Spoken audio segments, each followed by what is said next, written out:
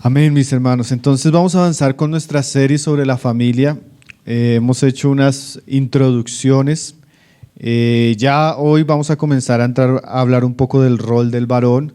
Y vamos a volver a leer, el pasaje que leímos que dice: tomó pues Jehová Dios al hombre y lo puso en el huerto de Edén para que lo labrara y lo guardase. Nosotros veíamos la vez pasada que todo lo que Dios quería con el hombre, pues Adán en su caída lo perdió, pero también que Cristo viene a ordenar, a restaurar todas las cosas. Y en ese sentido, Adán es figura de Cristo.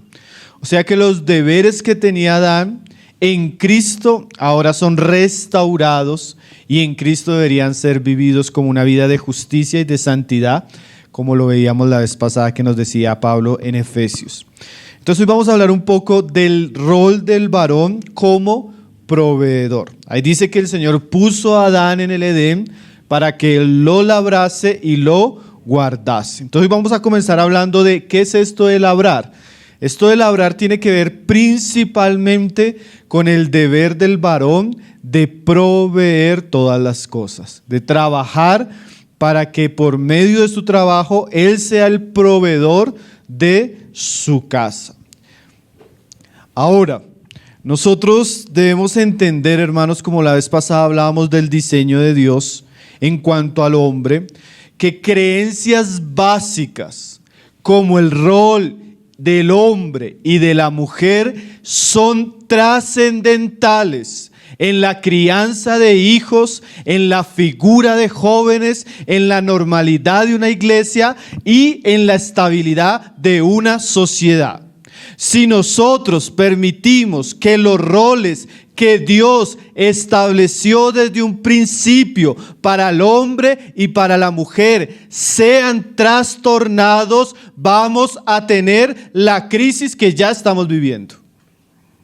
Entonces, asuntos tan básicos, tan esenciales como los que encontramos en el libro de Génesis son cruciales.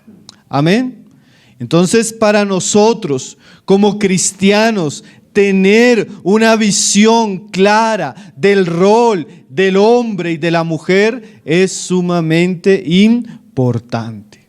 Tener un entendimiento bíblico renovado acerca de la voluntad de Dios también nos va a librar del mundo y de la corriente que existe en el mundo, ¿sí?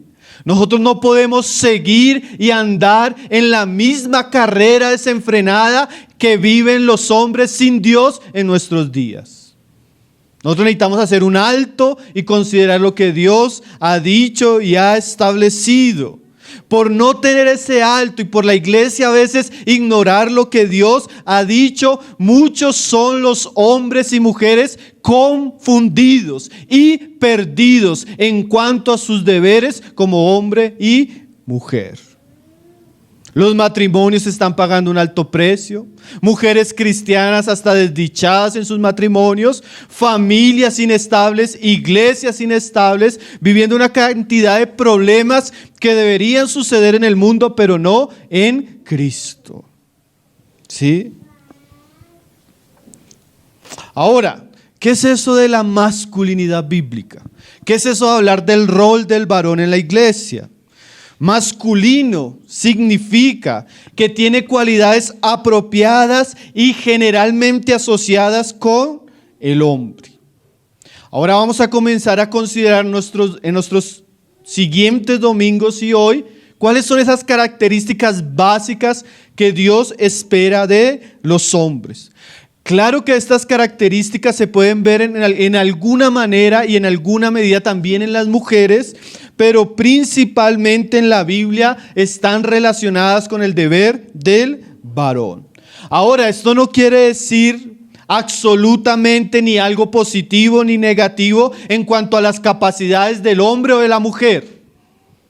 No es que él sea mejor o más digno por lo que vamos a hablar, o ella sea inferior. Simplemente recuerde que es el diseño de Dios. ¿Sí? Entonces leemos en este pasaje que Dios estableció al hombre en el Edén para que el hombre trabajase y guardase el Edén. El trabajo del hombre tenía que ver con la provisión que él iba a traer para los suyos. Aún, hermano, antes de la caída, el hombre ya tenía el deber de trabajar. El deber de trabajar no viene con la caída. La caída solo trae que el trabajo se vuelva dificultoso, doloroso, difícil. Pero ya el hombre puesto en el Edén, él tenía que trabajar. Él tenía todo a su disposición, tenía toda la tierra, tenía todos los árboles, tenía todas las semillas. Ahora él tenía que trabajar. Posiblemente ese trabajo antes de la caída no generaba dolor, no generaba cansancio, no generaba el sufrimiento que vemos que genera después. Pero ya tenía que trabajar. Recordamos que el hombre es una figura y una imagen de Dios. Quiere decir que en este aspecto el hombre representa a Dios como proveedor. Porque Dios en realidad es el gran proveedor. Él fue el que aparejó todo, Él fue el que organizó todo, Él trabajó 6 días para poder introducir al hombre. Ahora, después de Dios acabar sus labores, comienzan las labores del hombre. Labores que de alguna manera reflejan la paternidad de Dios, el cuidado de Dios y la bondad de Dios hacia sus criaturas. De la misma manera el hombre trabaja representando a Dios como el proveedor en medio de los suyos. Jesús un día dijo: mi Padre hasta ahora trabaja y yo trabajo. Entonces los hombres que son de Cristo tienen que aprender de Cristo que también trabajamos. Amén. Ahora, eso es algo bien importante, hermano, porque de alguna manera todo lo que Dios hizo en el Edén es bueno. El trabajo es bueno. Es una bendición, hermano. El trabajo dignifica al hombre, le da un propósito. Le permite participar de sus esfuerzos, proveer para los suyos. Qué gran bendición el trabajo, ¿no? Ahora, lo contrario es muy peligroso. Agustín de Hipona decía la siguiente frase: la ociosidad camina con lentitud, por eso todos los vicios la alcanzan. Usted va a ver que todos los vicios, pecados y males están asociados a hombres ociosos. ¿Sí? El trabajo dignifica. El trabajo ocupa al hombre. El trabajo vuelve productivo al hombre. Y así lo quiso Dios desde un principio. ¿Quiere criar usted un delincuente en su casa? Enseña a sus hijos a no hacer nada. Enseña a sus hijos a dormir hasta tarde. Enseña a sus hijos a solo ver televisión. Enseña a sus hijos a estar solo en videojuegos. ¿Sí? Sea que tal vez no llegue a ser un delincuente de robar, pero seguramente él va a estar atrapado en la inmoralidad. Seguramente él está atrapado en las vanidades, porque la ociosidad es una puerta para el pecado. Sodoma y Gomorra fue caracterizado por la abundancia de ociosidad. Amén. Entonces vamos a hablar hoy del deber particular del hombre, del ser el proveedor de su casa. Ahora, eso no solo está en el Antiguo Testamento. Vamos a leer el Nuevo Testamento, Efesios 5, verso 28 y verso 29, usando como ejemplo a Cristo, ¿sí? Porque nosotros siempre tenemos como ejemplo a Cristo. Pablo nos habla de nuestros deberes como varones.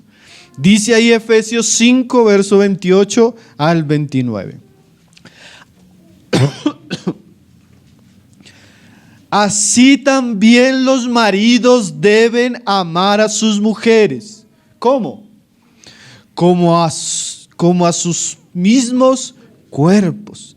El que ama a su mujer a sí mismo se ama.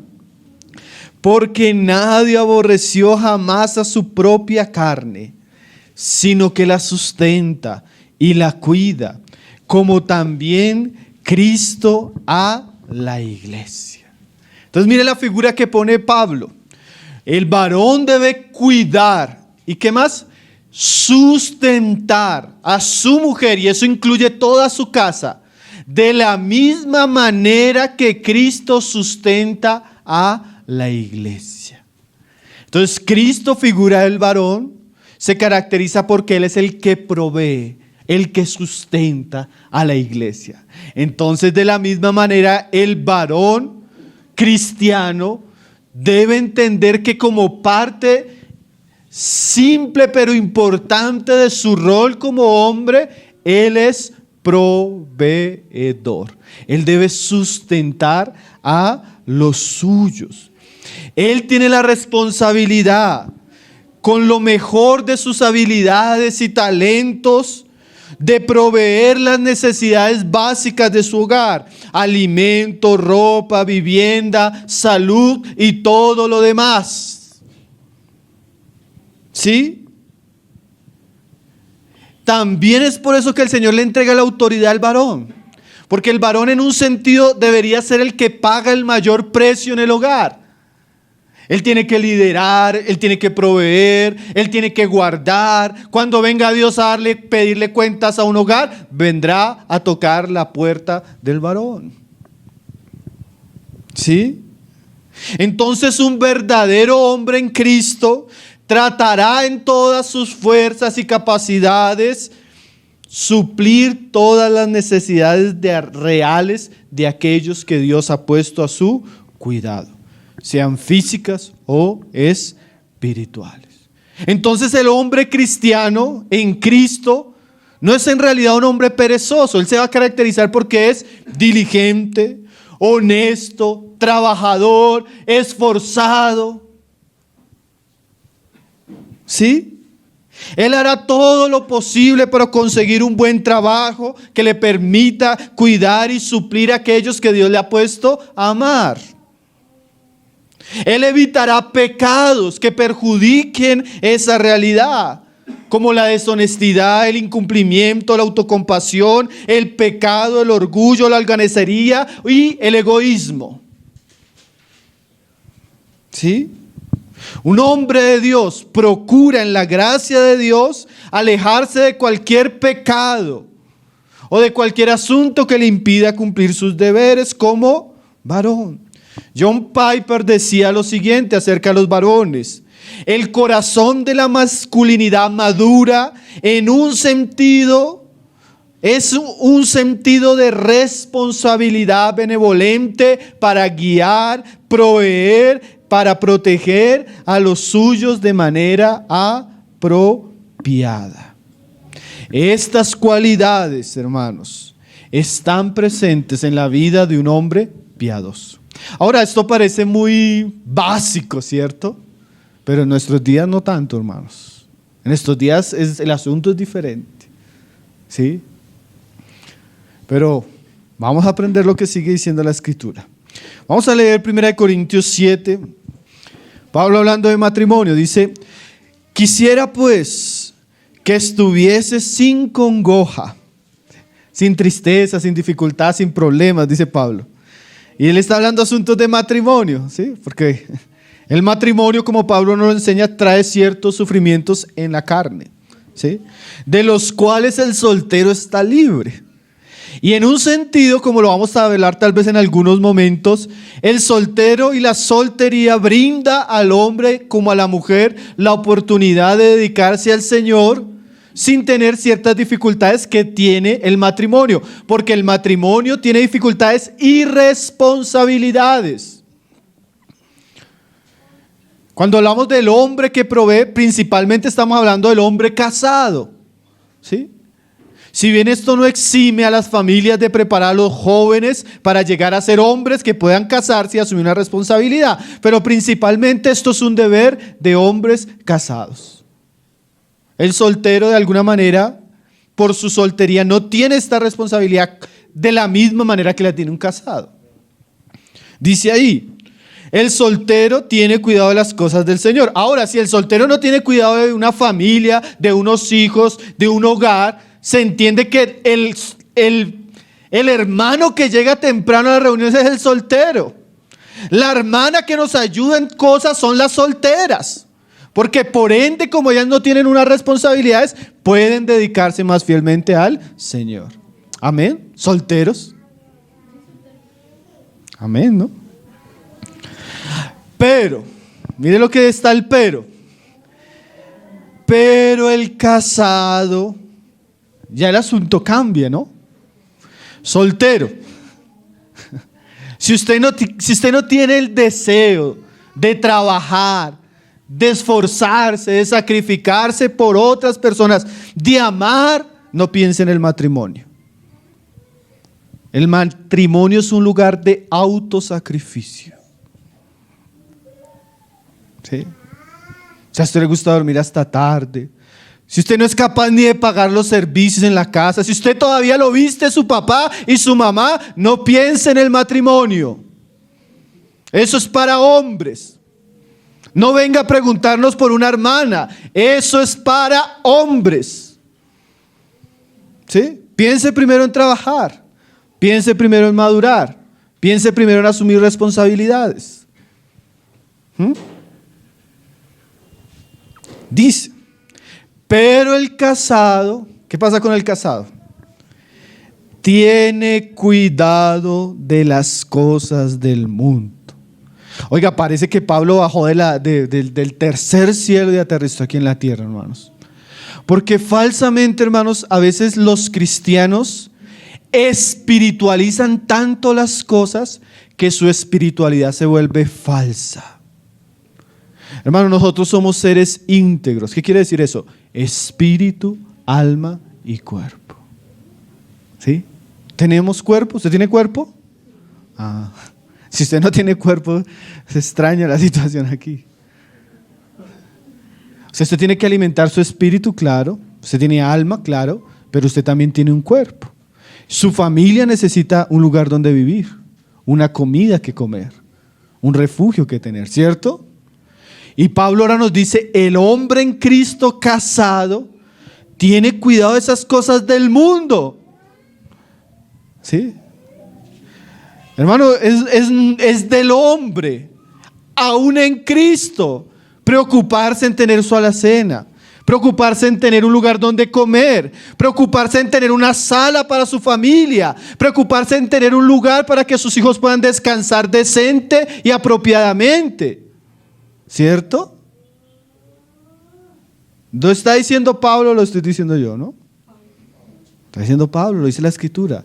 Se debe ocupar de ciertas cosas del mundo. A veces nosotros de verdad, yo cuando me casé yo quería vivir en una cueva como Agustín de Hipona o como Francisco de Asís. Así, sin ninguna preocupación, sin tener que pagar recibos, sin que tener que pagar mercado, sin tener que, ¿cierto? Pero la vida no es así. Dios nos puso en este mundo y es nuestra responsabilidad asumir eso, ¿sí? Tiene cuidado de las cosas del mundo. Y mira esta frase, de cómo agradar a su mujer. Oye, esto todavía es más difícil. Es más fácil pagar servicios y todas esas cosas, pero ese asunto de cómo agradar a su mujer, que a veces uno habla con el hermano, ¿y usted qué piensa de que su casa? No, a mi hermano no me interesa. ¿Y qué piensa su mujer? ¿A su mujer sí le interesa? ¿Usted sí sabía que un deber como esposo es agradar a su mujer? Suplir lo que para ella es importante. Claro, como el hombre nunca está en la casa, entonces hay cosas que para él no son importantes. Pero hay cosas que para la mujer son importantes. Y yo voy a decirle un secreto, mi hermano. Toda mujer sabe cuando un hombre le da prioridad a las cosas de su casa y cuando no. Hay hombres que no son capaces de proveer algo para la casa, pero compran el celular más caro, compran el no sé qué, gastan en no sé qué, y lo de su casa a veces está como... No, hermanos, la Biblia enseña que nosotros debemos tener cuidado también de esas cosas. ¿Sí? De cómo agradar a su mujer. Ya después le viene el tiempo a las mujeres. Todos tenemos nuestro tiempo, ¿no? Y toca el rol del varón. Ahora, hermano, esto es serio, la Biblia lo pone. Mire este pasaje, 1 Timoteo 5:8. Porque a veces parece que esto es muy natural, pero la Biblia nos habla de esto de una manera muy seria. Dice acá, Pablo hablándole a Timoteo, dice, porque si alguno no provee para los suyos, y mayormente para los de su casa, mire esta frase, ha negado la fe. Mire lo serio de esta frase. Ya hace un tiempo hablaba con un hombre. Yo le decía al hombre lo siguiente: si usted no es capaz de proveer para su bebé, no me diga que es cristiano. ¿Qué? No, para mí no es cristiano. ¿Qué es que no? Para mí un hombre que no es capaz de proveer para los suyos, dice Pablo, ha negado su fe. Si la tiene, la está negando. Y dice ahí, mire, y es peor que un incrédulo. Hermano, aún el mundo en su decadencia, el hombre impío provee para los suyos. Como para uno encontrarse un sinvergüenza cristiano que diga que es cristiano y que lo mantenga la mujer. ¿Sí? Eso es vergonzoso como hombres. Eso atenta a la dignidad, el rol y el papel que Dios le ha encargado al varón. ¿Sí? Es un sinónimo de apostasía cuando escuchamos a los hombres hablar de que ellos no quieren trabajar. Es un sinónimo de apostasía cuando vemos un hombre que no provee para los suyos. Es un anticristianismo, hermanos. ¿Sí? Supera la irresponsabilidad de un impío.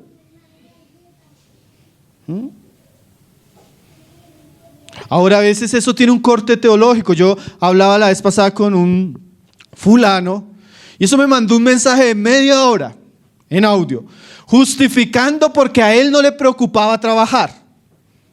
Y la justificación era que él veía que la venida del Señor Jesucristo estaba tan cerca que él que iba a estar haciendo y perdiendo el tiempo trabajando. Pero ni siquiera es ese hombre dedicado a las cosas de Dios que trabaja y sirve a la casa de Dios, sino es literalmente un sinvergüenza. Un ocioso que se la pasa durmiendo, un hombre que no trabaja, un hombre que ve todos los días a su esposa madrugar para salir a trabajar, mientras él se queda haciendo, como su esposa misma nos contaba, porquerías. Y la justificación es teológica. Es que el Señor viene. Pablo, y eso no solo sucede en nuestros días, Pablo le escribe una carta a los tesalonicenses porque entre los hermanos había este problema. Vamos a leerlo ahí en 2 de Tesalonicenses capítulo 3, verso 10. Dice, 2 de Tesalonicenses 3, verso 10. Esta carta habla de la venida del Señor. Es la carta de Pablo que habla más de la venida del Señor. Nos habla del anticristo, nos habla del arrebatamiento, nos habla de la resurrección. Y es la carta que Pablo más habla de escatología. Pero miren lo que dice el verso 10. 2 de Tesalonicenses 3, verso 10. Porque también cuando estábamos con vosotros os ordenábamos esto. Miren lo que Pablo ordenaba en la iglesia a los tesalonicenses. Si alguno no quiere trabajar, tampoco coma.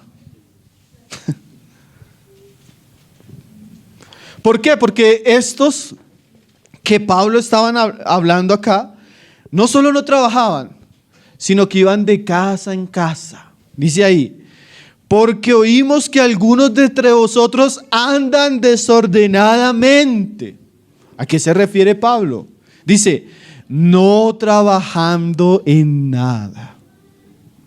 Personas que no se ocupan en nada. ¿Sí? ¿Y qué hacen? Sino entremetiéndose en lo ajeno. A tales mandamos y exhortamos por nuestro Señor Jesucristo, que trabajando sosegadamente coman su propio pan. Qué bueno, hermanos, poder trabajar y poder comer del fruto del trabajo, ¿no, hermanos? Qué bendición. Proverbios dice que esa es una de las cosas en las que nos podemos alegrar. Qué buena es la quincena, los que tienen quincena, ¿no? Cuando llega y usted puede ir con su familia a comer algo especial. ¿Eso es malo, hermano? No, eso es bueno. Es el fruto de su esfuerzo. es el fruto de su trabajo, es el fruto de su sudor. ¿Sí? Ahora, claro, hermanos, que siempre hay excepciones, ¿no? Por ejemplo, en tiempo de calamidad y una guerra, que los hombres tienen que ir a la guerra, a matarse por defender a su nación, ahí sí las mujeres pueden trabajar. ¿Sí? Tiempo de calamidad, Segunda Guerra Mundial, cosas así. Pero principalmente es el deber del hombre. Ahora también de pronto una enfermedad seria que imposibilite al hombre trabajar. ¿Sí? O tal vez una crisis donde el hombre no consigue trabajo, donde está realmente difícil para él, pero no es porque él no quiera trabajar. ¿Sí? Aquí dice el que no quiere trabajar. Ahora, claro que la mujer puede ayudar, pero este deber es principalmente del varón. Ahora, el peligro cuando una mujer quiere ayudar es cuando ella descuida su rol. ¿Sí? Si él trabaja y ella queriendo, tal vez en un deseo egoísta y personal, abandonar su rol como mujer, ahí ya está entrando en pecado, aunque quiera hacer lo bueno. Pero necesitamos un equilibrio. La vez pasada hablamos con una familia que ella quería educar a sus hijos, pero él todavía no proveía en la casa. Entonces hay un desorden, ¿no? Para que la mujer pueda cumplir el deber, el hombre también debe cumplir su deber. Ahora, bueno, tenemos más ejemplos. Pablo también nos dice que él dejó ejemplo de que trabajaba con sus manos. Ahora, en cuanto al trabajo, aunque es un don de Dios y una bendición y una responsabilidad del hombre, vamos a hablar así rápidamente de 4 cosas que un hombre debe considerar cuando está trabajando que pueden ser perjudiciales, que pueden cambiar la bendición en maldición. Primero, ningún hombre debería ocuparse en negocios, trabajos que lo lleven a menospreciar o atentar contra su vida espiritual. ¿Sí? El hombre, aunque debe trabajar, debe ser esforzado y debe ser dedicado en cuanto a la provisión de su casa, él debe saber que él también es un hombre espiritual. Y él necesita cuidar su vida espiritual. Él necesita congregarse, él necesita orar, él necesita leer la Biblia, él necesita tener estabilidad espiritual. Y si llega el punto que un trabajo destabiliza y nos lleva a sacrificar nuestra vida espiritual, es tiempo en pensar de cambiar de trabajo. ¿Sí? Recuerden, hermanos, que Jesús en varias parábolas mostró que una de las justificaciones que los hombres tienen para menospreciar la invitación al reino de los cielos es que estaban trabajando. Si su trabajo por lo menos no le deja congregarse un domingo, si su trabajo no le deja orar con su familia, si su trabajo no le deja leer las escrituras y tener una vida con Cristo, debería orar para que Dios le dé otro trabajo. Segundo, ningún trabajo, por más lucrativo y aparentemente bueno o significativo que parezca, debería atentar contra nuestra vida familiar. El trabajo de por sí es un instrumento para yo sostener a los míos, no para abandonarlos. Si su trabajo le lleva a abandonar a su esposa y a sus hijos, su trabajo es una gran maldición. Y debe reconsiderar si sea ganar menos, porque más importante es su esposa y más importante es el alma de sus hijos. Tercero, que no atente contra su salud. Jesús enseñó lo siguiente: no os afanéis por vuestra vida, que habéis de comer o que habéis de beber, ni por vuestro cuerpo, que habéis de vestir. ¿No es la vida más que el alimento y el cuerpo más que el vestido? Hermano, más importante que el trabajo, que lo que podamos ganar es nuestra vida, es nuestra salud. Hoy gente está sufriendo depresión, está sufriendo una cantidad de trastornos por causa de trabajos sumamente perjudiciales para la salud. Más importante, y Dios puede abrir otra puerta porque nuestro Dios es bueno y Él es nuestro Padre y cuida de nosotros, que nuestro propio trabajo es nuestra salud, hermanos. Si su trabajo le lleva a atentar contra su salud, piense cambiar de trabajo. Así tenga que perder algo económicamente. Es triste encontrarse con personas que literalmente sacrificaron su salud unos años por una empresa que nunca lo fue a recompensar. Cuarto, su trabajo puede ser un gran problema cuando atenta contra su conciencia como cristiano. ¿Sí? Un trabajo que lo lleva a ser deshonrado, deshonesto. Un trabajo que le lleva a sacrificar sus principios cristianos, a mentir, a robar, a hacer trampa. Es un trabajo que es una maldición para un cristiano, hermanos. ¿Sí?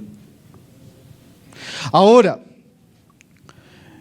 es claro, hermanos, que el trabajo y la provisión que el hombre debe cumplir en su casa no solo tiene que ver con aspectos naturales.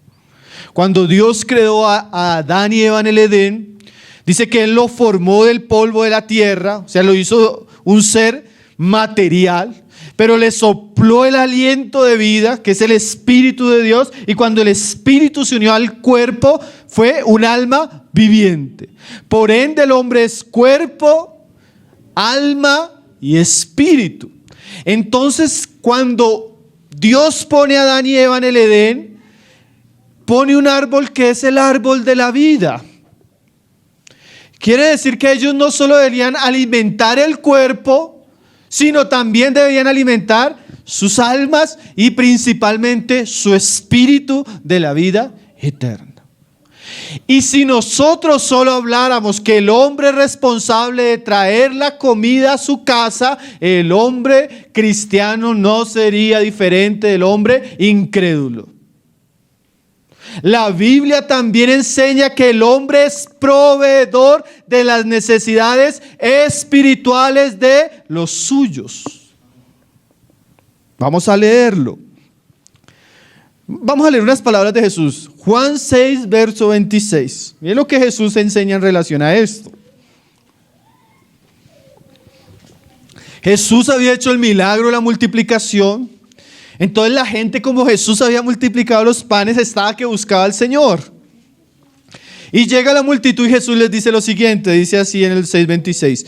Respondió Jesús y les dijo: de cierto os digo que me buscáis, no porque habéis visto las señales, sino porque comisteis el pan y os saciasteis. Ahora mire esto, trabajad, claro. Mire lo que está diciendo Jesús ahora. No por la vida que perece. No es que no tengamos que trabajar. Los otros pasajes nos dicen que debemos trabajar. Pero hay otro trabajo que tenemos, que tiene que ver también con comida. Pero ya no una comida, ¿qué? Física, sino una comida espiritual. Dice, por la comida, trabajad no por la comida que perece, sino por la comida que a vida eterna permanece. Entonces el hombre no solo trabaja para traer comida que perece, eso lo hacen también los incrédulos. El cristiano trabaja también por comida que permanece, comida espiritual, que tiene vida eterna. Que la fuente pues es nuestro Señor, como Él dice ahí, la cual el Hijo del Hombre os dará. O sea que en un sentido, si un hombre en un hogar solo provee el alimento físico, no llega a ser diferente al hombre impío. Porque Pablo nos dice que ya el impío hace eso. Entonces el creyente se caracteriza porque así como él ve que su familia tiene necesidad de techo, su familia tiene necesidad de comida, su familia tiene necesidad de abrigo, él sabe que su familia también tiene necesidad espiritual. ¿Sí lo sabía? Su esposa y sus hijos dependen en un sentido de su deber como hombre de proveer alimento para su casa. No quisiéramos pensar, y perdóneme la palabra, que los hombres cristianos son como los hombres del mundo, que son como animales esclavizados al trabajo y solo les preocupa traer el dinero, y cuando traen el dinero siente que ya cumplieron. Eso es parte, pero no es todo. Incluye usted proveer. alimento de Cristo para los suyos. Y eso también es un trabajo. Eso requiere también un esfuerzo. Eso requiere a veces también levantarnos temprano.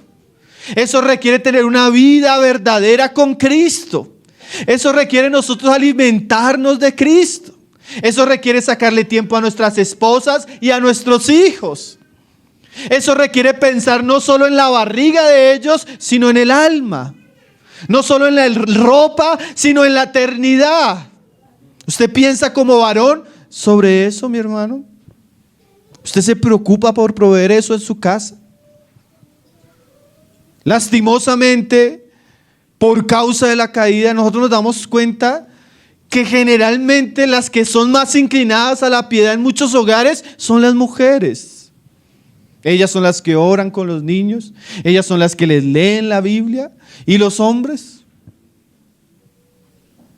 ¿Dónde están los hombres? ¿Dónde están los esposos que aman a sus esposas y las alimentan? ¿Dónde están los esposos que alimentan a sus hijos? Mire que la palabra habla de eso. Volvamos a Efesios 5.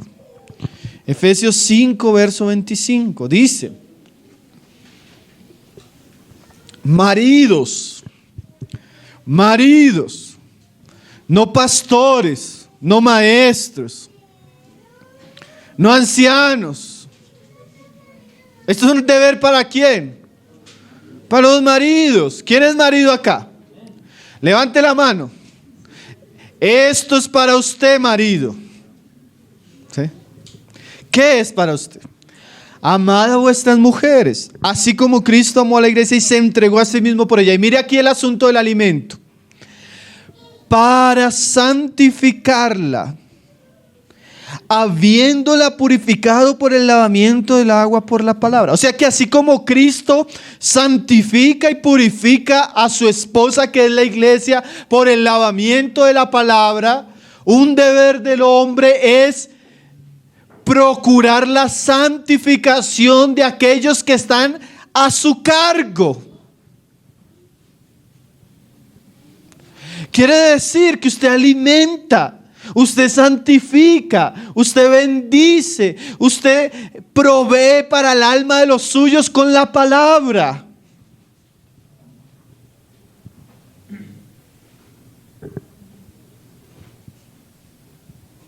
¿No será un gran pecado en el día del juicio decir que tal vez proveímos todo lo que ellos necesitaban físicamente y fuimos irresponsables en lo que ellos necesitaban espiritualmente? ¿No seríamos culpables, hermanos? A veces muchos se quejan de su esposa. ¿Cuánto le enseña usted la palabra a su esposa?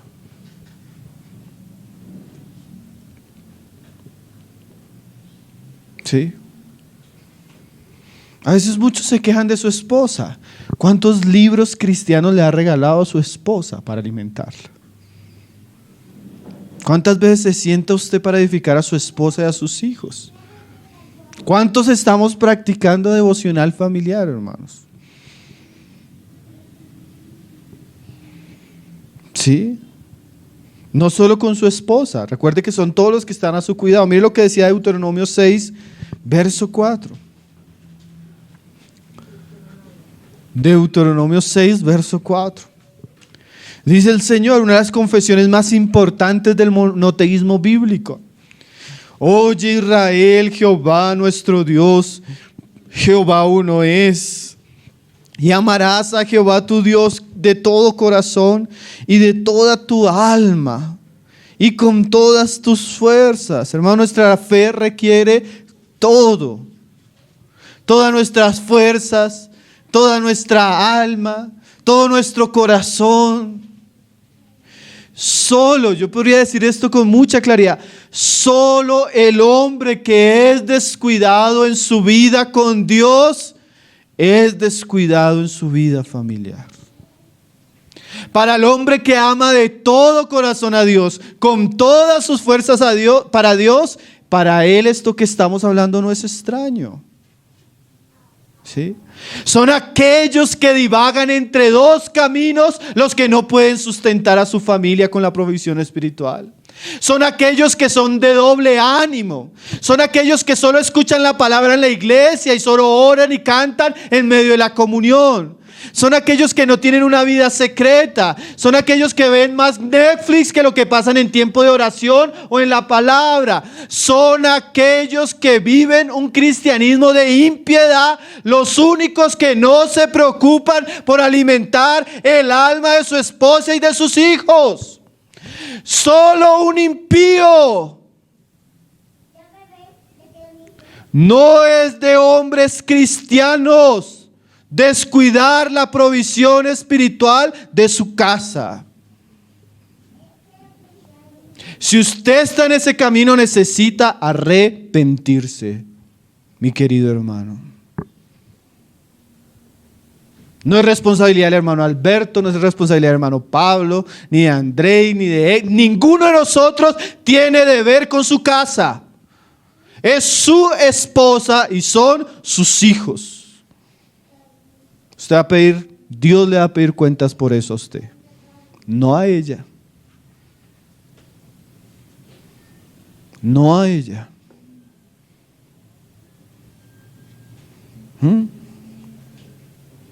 Y estas palabras que yo te mando hoy estarán sobre tu corazón y las repetirás a tus hijos. Ahora, ¿por qué un papá no enseña a su hijo? Porque ni siquiera las tiene en su corazón. ¿Sí? Él nunca lee la Biblia. Él nunca sabe qué es leer un libro cristiano. Él nunca sabe qué es escuchar un buen predicador.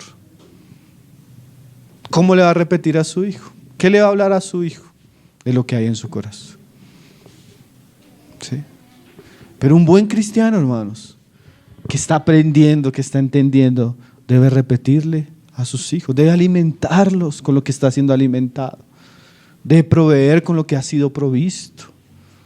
¿Sí? Hermano, el descuido, y escúcheme esto bien porque es una gracia de Dios que estemos en este estudio, el descuido en cuanto a los deberes de la devoción personal se paga con un alto precio siempre en el ambiente familiar. Siempre, hermanos, siempre. Es ahí donde vamos a ver las consecuencias de nuestras irresponsabilidades. Como esposos, como padres, como esposas, como madres. Es una gracia de Dios que nos conceda escuchar estos asuntos. Dice, y las repetirás a tus hijos, hablarás de ellas estando en tu casa y andando por el camino y al acostarte y cuando te levantes. ¿Qué quiere decir eso? Todo el tiempo. Usted no tiene vacaciones. Cuando usted sale, usted está hablando con ellos. Cuando usted está desayunando, está hablando con ellos. Cuando usted se va a acostar, está alimentándolos. Esto es un trabajo 24/7. Por eso decía Jesús, trabajad por la comida que no perece. Requiere tiempo, requiere un esfuerzo, además de lo otro que tenemos que hacer. ¿Sí? Hermanos, vamos a tener que hablar y seguramente lo vamos a hacer. Devoción familiar, enseñanza de la palabra. Hermanos, nosotros necesitamos restaurar el altar familiar. Necesitamos restaurar la piedad en los hombres. Porque lastimosamente el pecado siempre viene a destruir lo que Dios creó para su gloria. Y el hombre dice que es figura de Cristo. O sea que cuando dice Pablo que la mujer se cubre con un velo y el hombre no lo hace porque el hombre representa a Cristo. Imagínense que ese que representa a Cristo ha sido tan degradado que está esclavo a una botella de cerveza en una cantina. O está esclavo de la pornografía. O es esclavo de las pasiones y le es infiel a su esposa y sus hijos nunca lo han conocido como un padre. ¿Cómo Satanás destruyó la imagen de Cristo en nosotros, hermano? Y eso necesita ser restaurado. Porque en últimas no se trata solo de usted y de su familia. Se trata del testimonio de Jesús. Usted representa a Cristo en su hogar. Usted puede entender lo grande de esa realidad, hermano. Usted representa a Cristo. Ahora termino con algunas aplicaciones finales. Si usted, querido hombre, querido varón, al escuchar esto ha sentido que un martillo lo ha golpeado, es tiempo de arrepentirse, hermanos. La Biblia dice así: mejorad ahora vuestros caminos. ¿Sí? La palabra de Dios viene para que nosotros nos arrepintamos, hermano, para que cambiemos nuestros caminos y vuestras obras, y oíd la voz de Jehová vuestro Dios. Hermano, necesitamos poner un alto. Muchos, cuando nosotros escuchamos estos temas, yo les decía, hermanos, estos temas son temas que entran a tocar lo profundo de nuestra vida. Cuando somos desnudados por la palabra, necesitamos mejorar nuestros caminos, cambiarlos cuando están totalmente distantes a lo que Dios nos dice. ¿Sí? Tal vez usted siente vergüenza. Yo la siento cuando leo esto y veo mi responsabilidad como hombre. Yo siento vergüenza de no ser el hombre que debo ser. Pero pido al Señor gracia para que yo pueda ser el hombre que pueda proveer para los míos. ¿Sí? Ahora, eso en cuanto a los hombres. En cuanto a las mujeres, este tema lo debimos haber hablado solo para los hombres. Pero si usted como mujer ha entendido también esto, usted tiene dos cosas que usted puede hacer por su esposo. Primero, orar por él. Dios puede transformar cualquier hombre, mi hermano. Dios puede hacer de ese hombre simple, carnal, tibio, mundano que usted tiene como marido. ¿Quién le mandó a escogerlo? Pero Dios lo puede transformar. Dios puede hacer algo en esa vida. Ore por él. Segundo, aunque la mujer, ella de alguna manera es llamada por Dios a la sujeción, a la bondad con su esposo, ella también es ayuda de su esposo.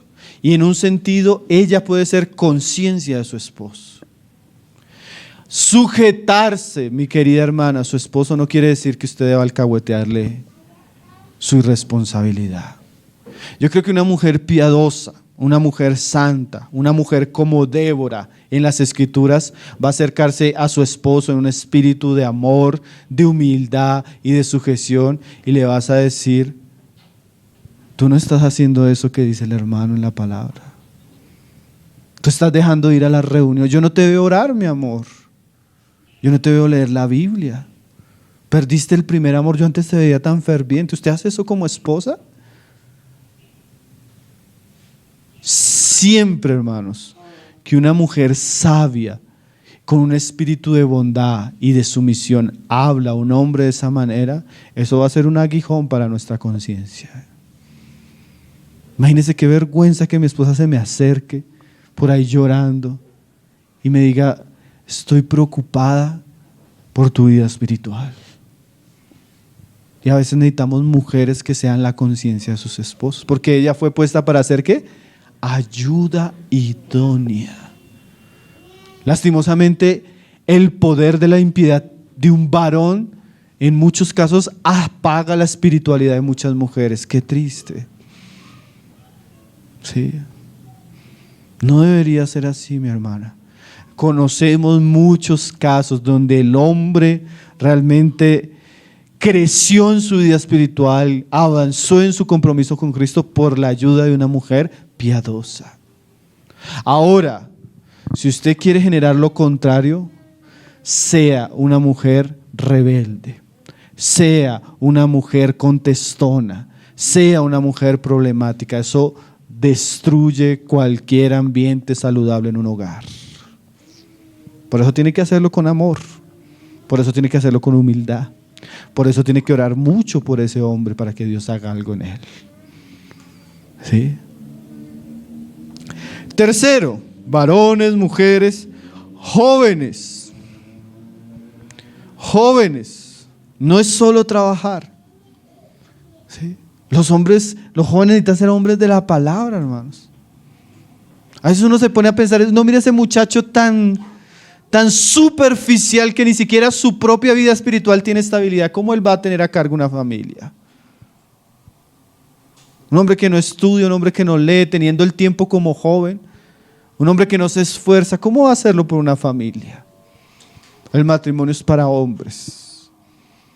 ¿Sí? El matrimonio es para hombres que puedan proveer, pero que también puedan sustentar espiritualmente a sus esposas. Jovencitas, no se casen con un hombre que no sea un hombre esforzado y trabajador. No solo en el ambiente secular, hermanos. Jovencitas, si usted ve que él es inmaduro, si usted ve que él solo va a las reuniones cuando usted lo lleva, si usted ve que él solo expresa algo de piedad solo por interés a usted, no se case con ese hombre. No es porque cuando él se case, él va a quitarse la máscara. ¿Sí? No se case con un cristiano tibio, impío, irresponsable e inmaduro. Busque un hombre que sí son difíciles de encontrar, pero seguramente los hay. Cuarto, iglesia. Esto es bueno que lo sepamos, y por eso estos temas son buenos para la iglesia. No deberíamos permitir un ministerio público para un hombre que vemos que es irresponsable en sus deberes en el hogar. Un hombre que no pastorea su casa, un hombre que no provee para los suyos, un hombre que no sabe cuidar su familia tanto natural como espiritualmente. ¿Cómo va a cuidar la iglesia del Señor? Es un requisito indispensable si nosotros queremos involucrar más a personas al ministerio.